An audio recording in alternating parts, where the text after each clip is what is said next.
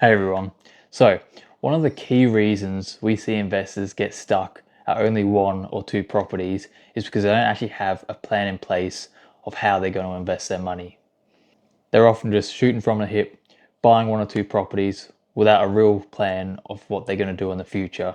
So, what we've done is we've created a spreadsheet that we like to call the investor's blueprint because it just allows you to create that plan over the next 20 to 30 years on how you're going to invest, what properties you're going to buy, and how your cash flow is going to be looking. This spreadsheet allows you to set your goal, whether that's passive income or the total portfolio value you want to achieve, and allows you to monitor that and see what purchases you need to make or maybe what assets you need to sell to be able to get to that goal in the future. Now, the reason we created this is because we found all the other spreadsheets out there that were free, and even the ones you have to pay for didn't allow you to do this. There were either investment property spreadsheets that you just put in all your expenses and stuff and you track the past. Now, these spreadsheets might be useful if you're wanting to see how much you've spent in the past. But what we want to do is we want to be able to plan into the future and make sure we're hitting the goals that we set. The other issue we found with some of these other spreadsheets is that it only allow you to plan maybe one property. What we've created allows you to plan up to 10 properties and into 20 years into the future. It also allows you to have 4 people set up in here. So if you're investing with other people, you can all plan your trajectories all under one spreadsheet. Now, if this is something that you're interested in, this video will explain how it's used and how you can use it to plan your journey. Now, before we get into it, my name is Nick. I'm a mortgage broker with Kingfisher Finance, and we're a brokerage that specializes in helping investors realize their investment goals and build real wealth through property. If you're interested in getting your first investment property or building on the properties you already have, or maybe you just want to know what's possible for you, get in touch with us. Our details are down below. Okay, so now we're in the spreadsheet. The first page that's going to open up to is this dashboard, and that's an overview of everyone's income projection and net worth essentially. So we'll come back to that later. First, we'll start from the very beginning. So this video is just going to essentially go through all the functions of the spreadsheet and how to do multiple different scenarios and how it all works. The numbers we'll be using will be just completely made up and rough numbers. It's more of just showing how it works, not necessarily running through an exact scenario with accurate numbers. So we want to always start in the individuals tab. We can add up to 4 people in here. We want to start with putting the current year, 2025 right now. Person 1, so I'm going to put in my name here.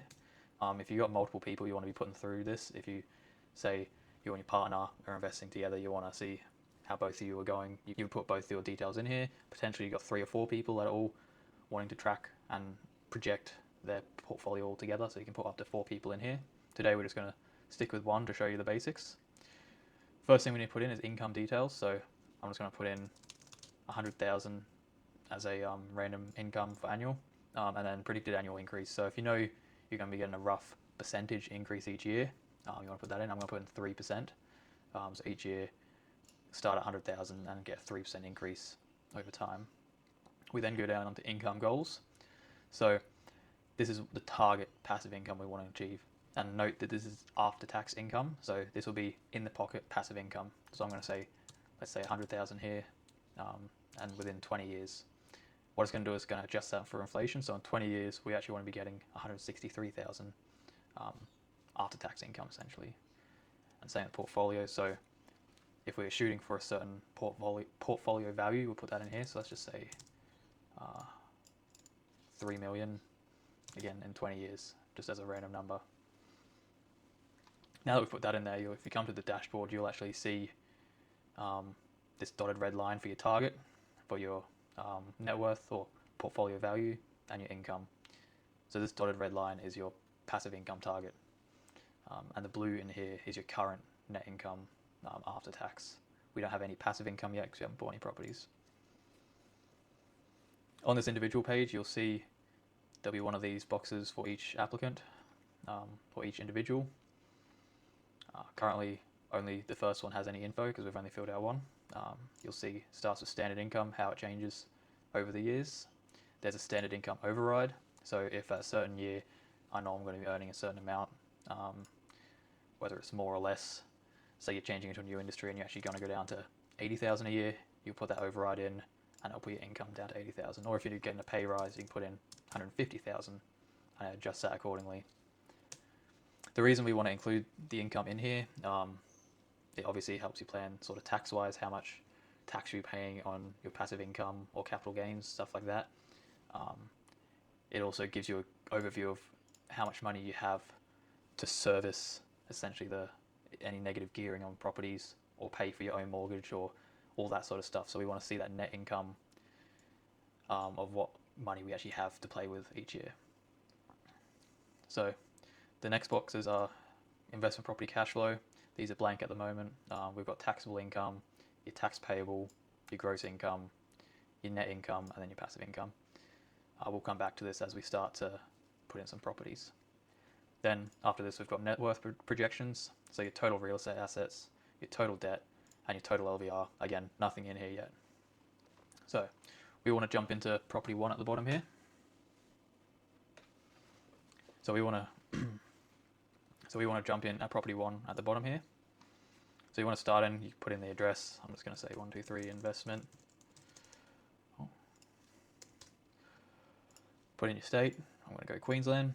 Your ownership, if you have other individuals listed, you can put in equal ownership, say 25%.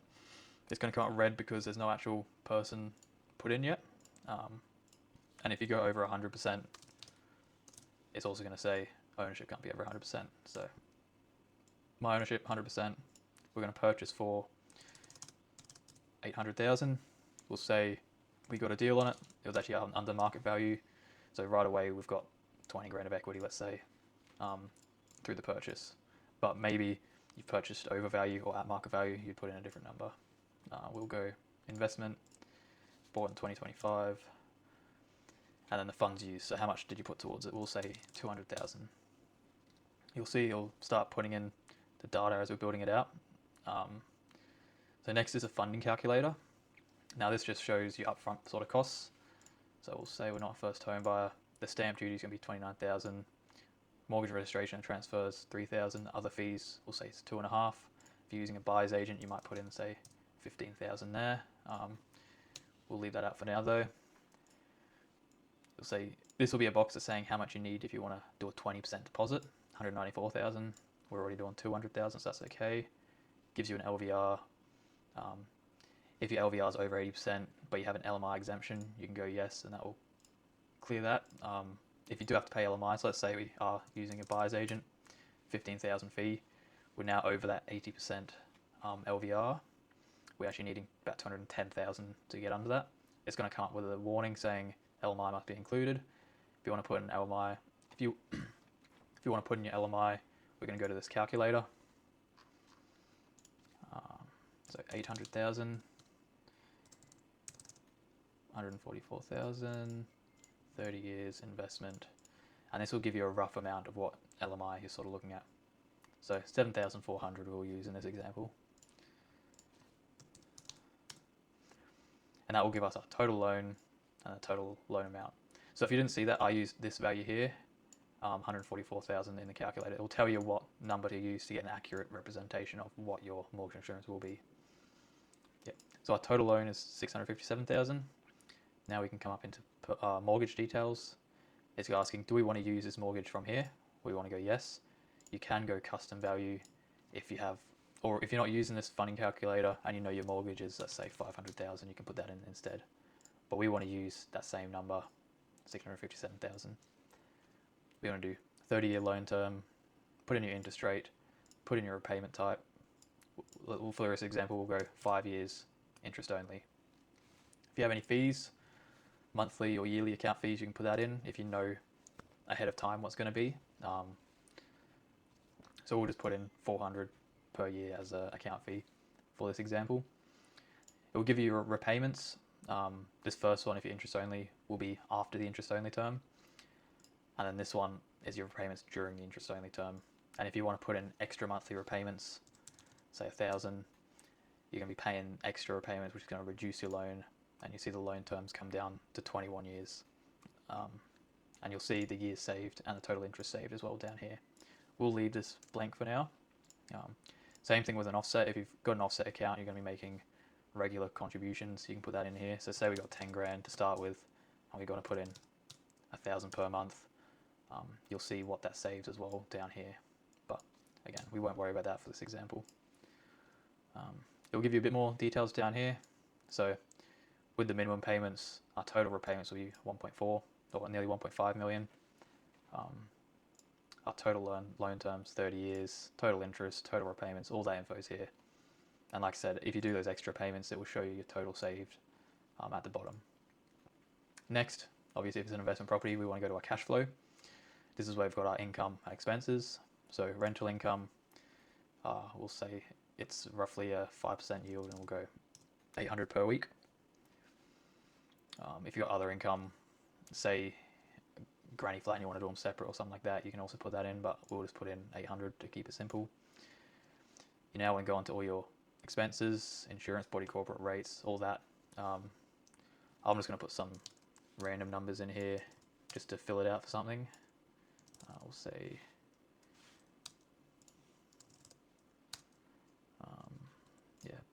say that, and then we'll put in property management fees. We'll assume 8%.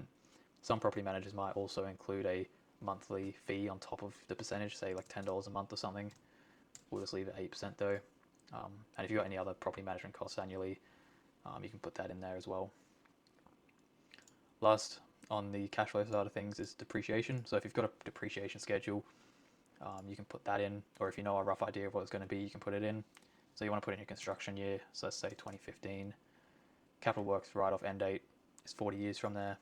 If you know the depreciable amount, so let's say 300,000, it's going to do that 2.5% for the capital works every year as a tax deduction. Right, so that's the cash flow done. Now we can go over the side here to the property performance projections. So at the top here, we've got assumptions. The first assumption is the annual property growth. Right now it's at a conservative 5%. The national average over a longer period of time is usually around that 7%. We'll leave it at 5 for this example. Also got a 5% rent growth, and we're assuming 3% annual inflation on all of our costs.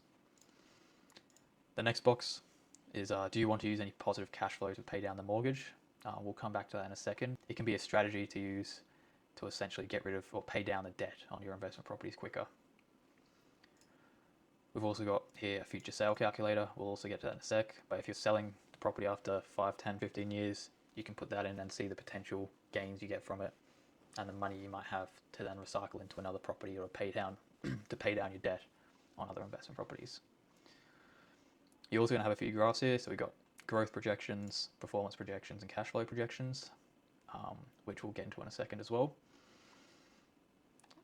The first thing we'll look at is this table down the bottom. So this might be quite a bit to digest to begin with, but if we go line by line, we can sort of see what each thing is. So the first thing is going to be property value, and this is going to assume that 5% growth per year, year on year, from the value at purchase. So we said we purchased it at 820,000 value, and it's going to go 5% year on year. If you want to be more accurate with it, if you're buying in a suburb that you know is increasing quicker than that, you might be able to say 10% for the first few years, and then maybe it goes down and even has a lull for a couple of years, so you can sort of map that out. Or you might be buying in a suburb that's at the bottom of its market cycle, and you might be waiting, say, another year before anything increases, and then it might have a bit of a boom, and you can sort of map it out what you think is going to look like if you've done your research. For the sake of this, we'll just leave that at 5%, and you can see the cumulative capital growth from the purchase price. So after 10 years, we're looking at about 450k in capital growth since we purchased. Under that, we've got mortgage balance. So you'll see for the first 5 years, it doesn't change as we're paying interest only. And then after that, we'll see it starts to reduce. And after 20 years, you'll see the balance. Under that, we've got mortgage pay down. So if you know you're going to be doing a lump sum on a certain year, you can put that in. So say in 10 years time, you sell another property, you've got 400k, you can put in 400,000, and that's going to take a lump sum out of your mortgage. You'll see here on the growth projections, the orange here is mortgage balance, which is then taken a hit at that year and come down. Underneath that, we've got equity release. So if you know this property is going to be growing, you can then also pull equity out to then purchase another property or do something else with that money, essentially. If you want to know how much equity you got, you come down and there's a box for equity. So we've got equity, and then below we've got usable equity. So the first one is just the total equity that you've got in the property. Then under that, we've got usable equity, and we're assuming an 80% LVR. So the first year or two, there's not much, but then you see it starts to pick up as the capital growth kicks in. So if you're wanting, say, in 5 years, we'll pull out a bit. We've got 180,000 in accessible equity. We can put in 180,000. That's actually going to increase the mortgage balance, as you'll see here. It's going to increase your repayments, so your cash flow is going to change. But you can then roll that 180,000 into another purchase. Again, we'll leave that for now. It's also got an LVR balance, so you can see how your LVR is throughout the journey. Next, we've got a gross income. So that's just your gross rental income. And again, this is going to increase year on year by whatever value you've put in.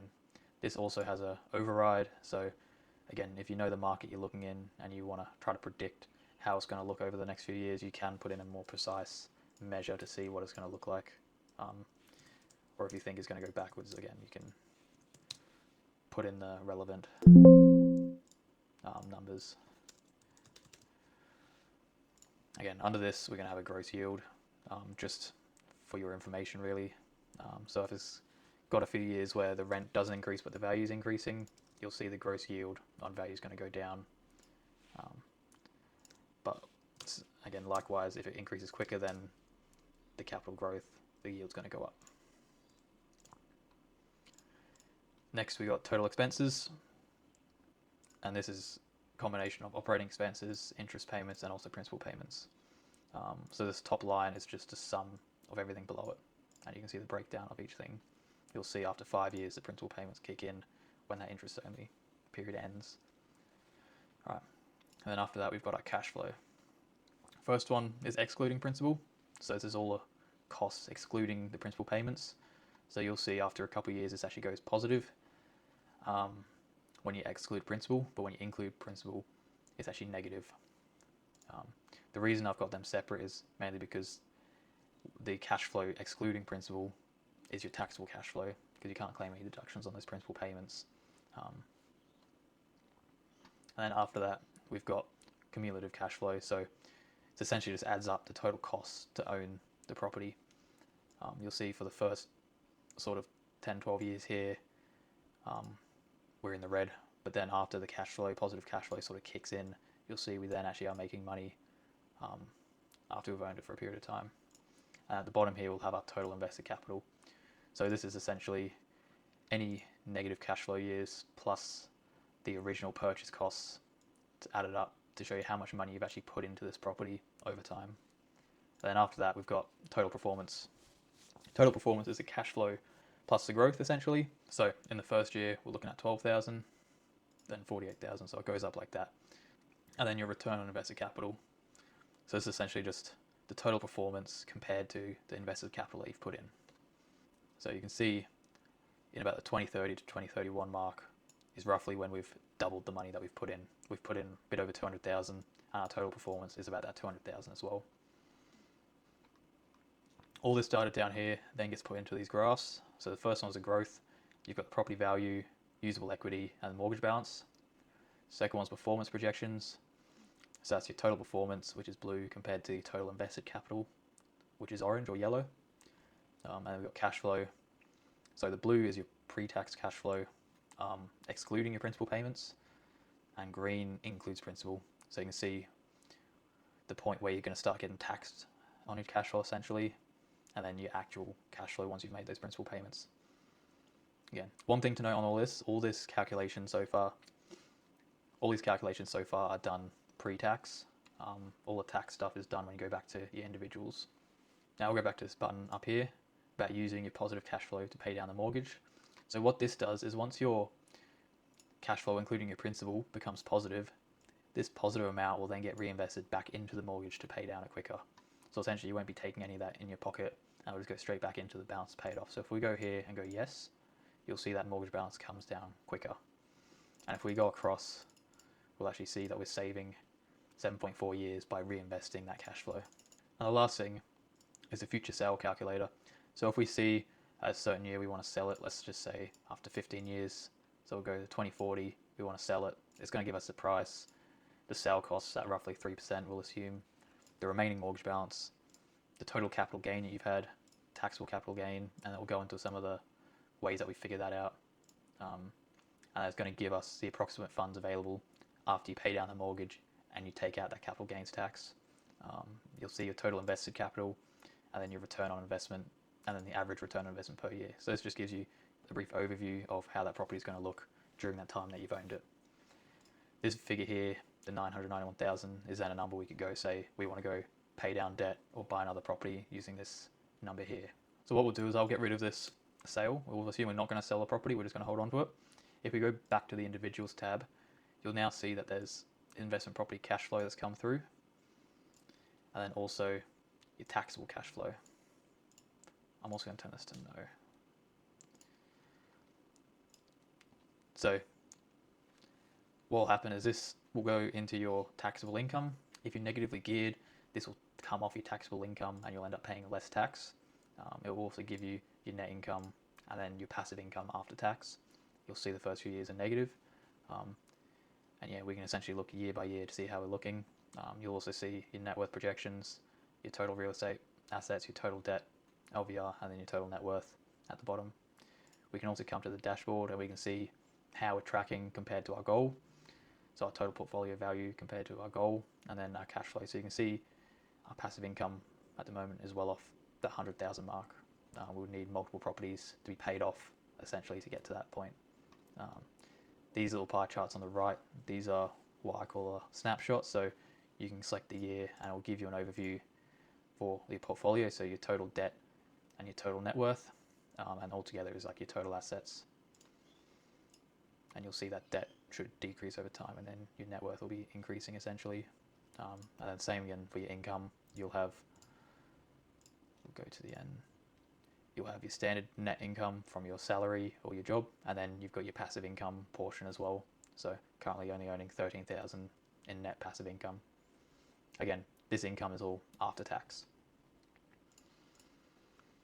What we can do is we can simulate now buying a second property. So if we see a point, say year 2030 we'll go with, we've got 180,000. So I'm going to say we pull out 180,000. Again, our cash flow is going to decrease, mortgage is going to increase, but we'll have that 180,000. We can then go into property 2. We'll just call this investment 2. We'll say we're in Queensland again. We'll say we'll buy this one for 700,000.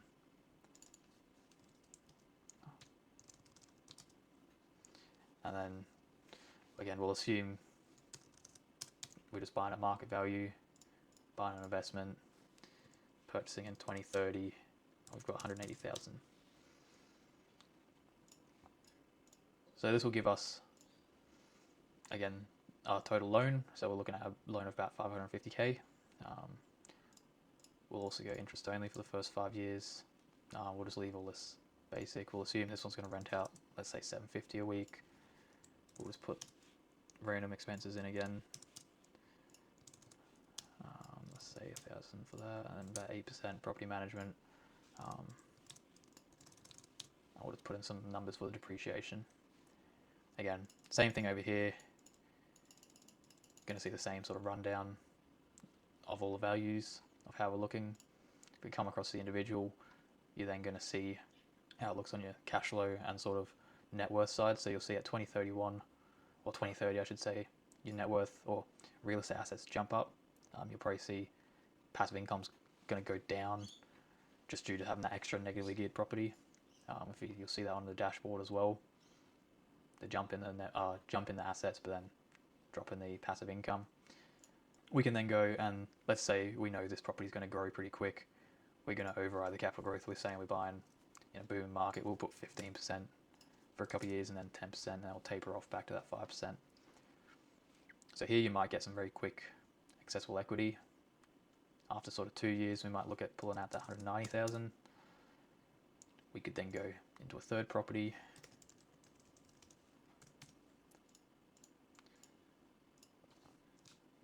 We'll say we'll go 800,000 again.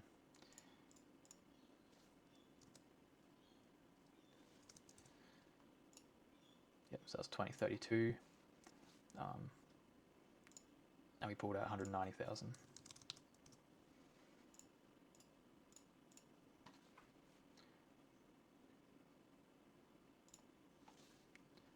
We'll again have to do some LMI.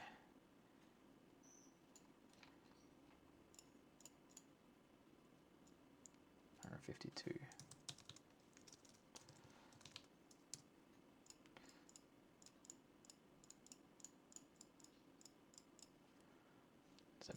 So we'll put in the LMI payable there. Again, same as before, we'll put in all these details. We'll put in all the cash flow details and expenses. Come over, it's going to look very similar to what we're looking at on the other properties. Come back to the individuals, you'll see in 2032 all those changes are going to come in. And if we look at the dashboard, you'll see what we're looking at. So essentially we've hit the value we want to hit, haven't hit the cash flow. Obviously haven't optimized any of this to actually hit our targets. I've just been putting in random numbers, but you can sort of see how this will change depending on the assets you buy or sell. We can essentially also simulate now if we're going to sell 2 of the properties to pay down 1 and keep 1 or something like that. So we go to the year, let's say, go to the year 2040.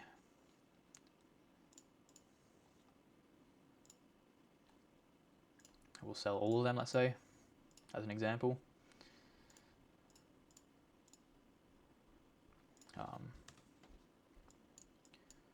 We're going to have about 460. No. 550 and 780. So we got almost 1.8 million there after paying all capital gains taxes. So what we'll do is we'll put that into a 4th investment property. So I've already filled this out, but let's say it's in Queensland. Purchasing for that 1.8 million that we got from selling everything is an investment. Buying in 2040, putting that 1.8 towards it. Looking at roughly 100k to cover all the costs. So we will have a small loan to pay essentially, but it's going to be very minimal. We've assumed a good yield since it's going to be a commercial property. Haven't really put any expenses apart from property management fees. We can see the quick rundown here, how it's going to look. Again, this isn't going to be exactly accurate. I've just put in some sort of random numbers to see how it behaves. You can come back to the individual. You'll see 2040, the real estate assets are going to drop because we're selling everything to buy the one. And our net worth essentially is dropping, but you'll see the cash flow really sort of increase from that passive income. If we go to the dashboard, you'll see, again, we're not hitting that target, but you'll see how we've paid down everything to then get some of the cash flow. Hopefully that sort of covers all the different little functions you can do on this. Again, this is just a very rough overview of how the different features work and how you can use it to sort of plan out your portfolio. Again, this is just a very brief overview. All the numbers and sort of scenarios I've used are just very random off the top of my head numbers just to show how the functionalities work. Obviously, it's only going to be as accurate as the information you sort of put into it. But hopefully this explains sort of how you can use it and shows how the different functions work and how you can plan out your portfolio to see the cash flow you're getting and also the capital growth and to see where you're at of when you can purchase assets and if you can afford to hold those assets with the cash flow and to see if you're actually hitting your goals income or net worth wise.